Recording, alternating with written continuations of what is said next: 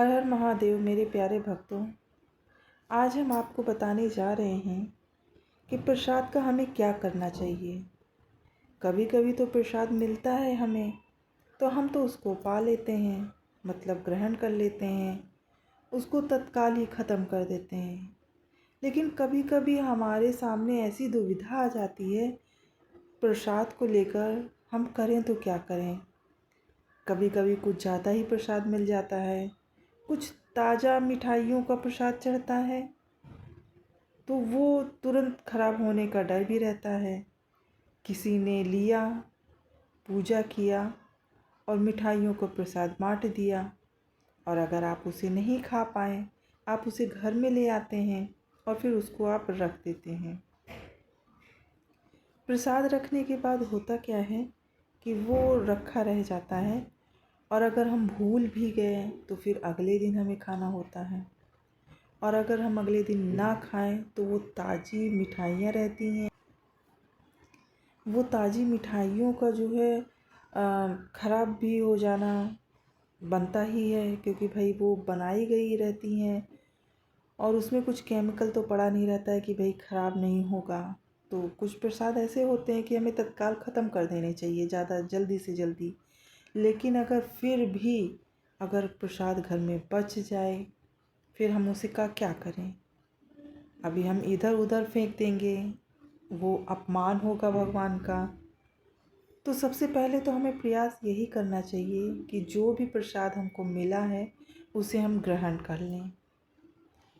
और ख़ास बात ये याद रखने की है कि हमें हर किसी का प्रसाद खाना भी नहीं चाहिए, क्योंकि दुनिया आजकल जिस तरह की हो गई है, किसी को किसी पर विश्वास नहीं रह गया है। ये तंत्र मंत्र की विद्या काफ़ी ज़्यादा आगे बढ़ गई है, क्योंकि अब कलयुग लग गया है। कलयुग में कोई किसी का विश्वास नहीं कर रहा है, हर कोई एक दूसरे का दुश्मन बना बैठा है। सब कुछ न कुछ टोना टोटका करके ही खिला देते हैं। मैं ये नहीं कह रही कि हर कोई करता है, लेकिन ज़्यादातर लोग बस इसी में खो गए हैं। भगवान की प्राप्ति का तो वो सोचते ही नहीं हैं। मन शुद्ध नहीं रहेगा तो इसी तरह के विचार आते हैं और लोग अपने कर्मों को गलत कर देते हैं।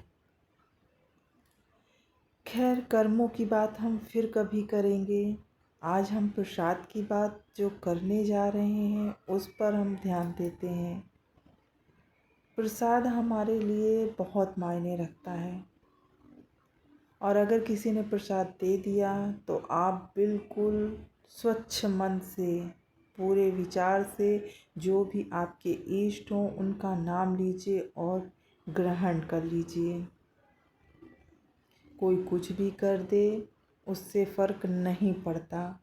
जब अपने कर्म ही खराब हों तो हर चीज़ फिर खराब होती ही जाती है, और अगर हमारे कर्म सही हैं तो कोई भी चीज़ गलत होकर भी हमारे लिए गलत नहीं होगी, क्योंकि ईश्वर हमेशा हमारे साथ है।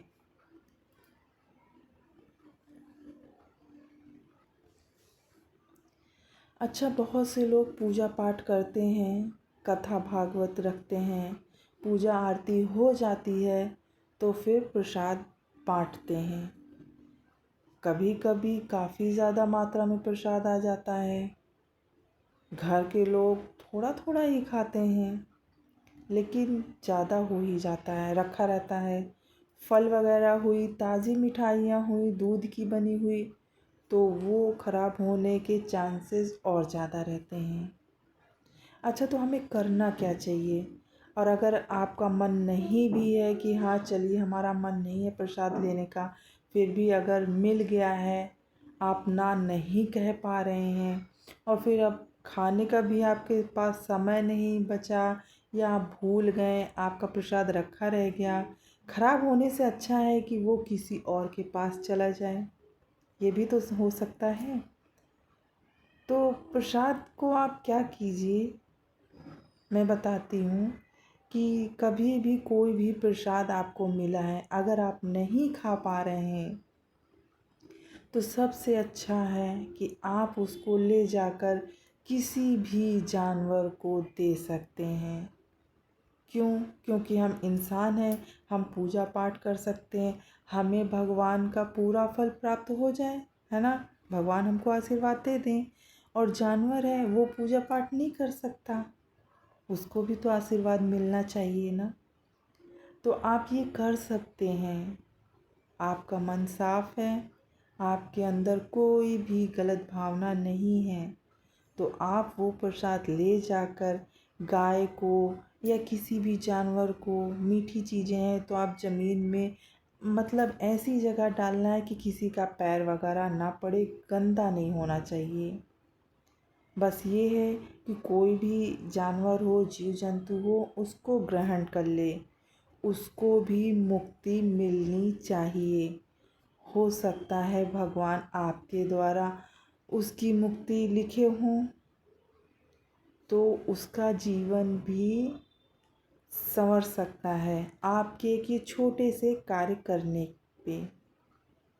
तो आप ये कार्य ज़रूर करें। अगर आप नहीं खा पा रहे हैं प्रसाद, नहीं इधर उधर हो पा रहा है, तो आप ज़रूर इस तरह का काम कर सकते हैं। किसी भी पेड़ के नीचे डाल दीजिए, चींटियाँ खा लेंगी।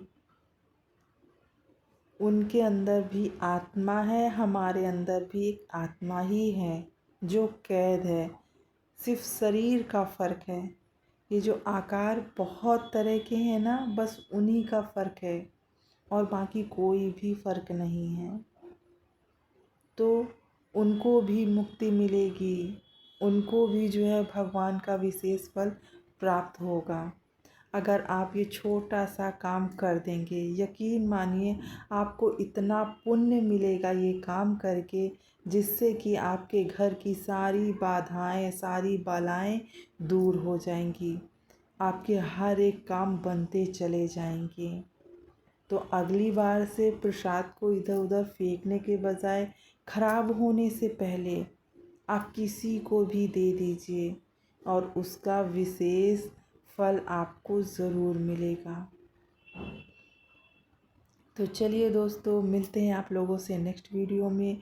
वीडियो अच्छी लगे तो लाइक ज़रूर कीजिएगा। तब तक के लिए भोले भोले।